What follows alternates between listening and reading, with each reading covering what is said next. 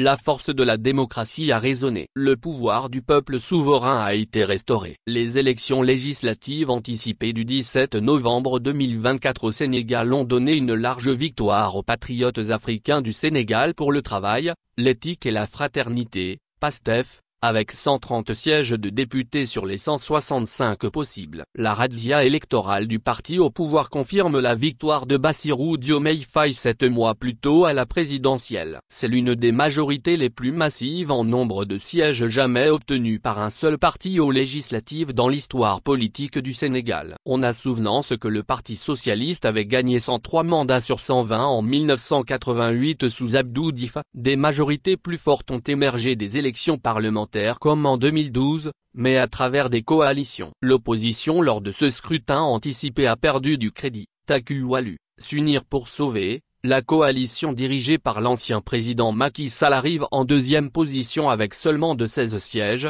Jamak Njarigne, paix et prospérité, de l'ancien Premier ministre Amadou Ba complète le podium avec 7 sièges de députés. Mais derrière, l'élégance politique qui a caractérisé les acteurs politiques sénégalais montre bien leur niveau de maturité. Le prédécesseur de Diomaye Faye a été l'un des tout premiers à donner le ton. Je voudrais, en mon nom personnel et en celui des leaders et membres de la coalition Taku Walu Sénégal, féliciter la coalition PASTEF pour sa victoire à l'issue des élections législatives de ce dimanche 17 novembre 2024. Le peuple souverain s'est clairement exprimé, confirmant une fois de plus sa maturité politique, son attachement aux valeurs républicaines et à la démocratie, socle de notre cohésion sociale et de notre vivre ensemble, a déclaré Macky Sall. C'est bien dans l'ADN de tout peuple, le changement. Quel que soit le niveau de satisfaction dans la réalisation de ses besoins, aucun peuple ne peut jamais vouloir être dirigé par les mêmes individus. Le raz-de-marée est bien une manière pour le peuple sénégalais de baliser la voie au duo Ousmane Sonko Diomaye Faye d'asseoir leurs ambitions. Au bout,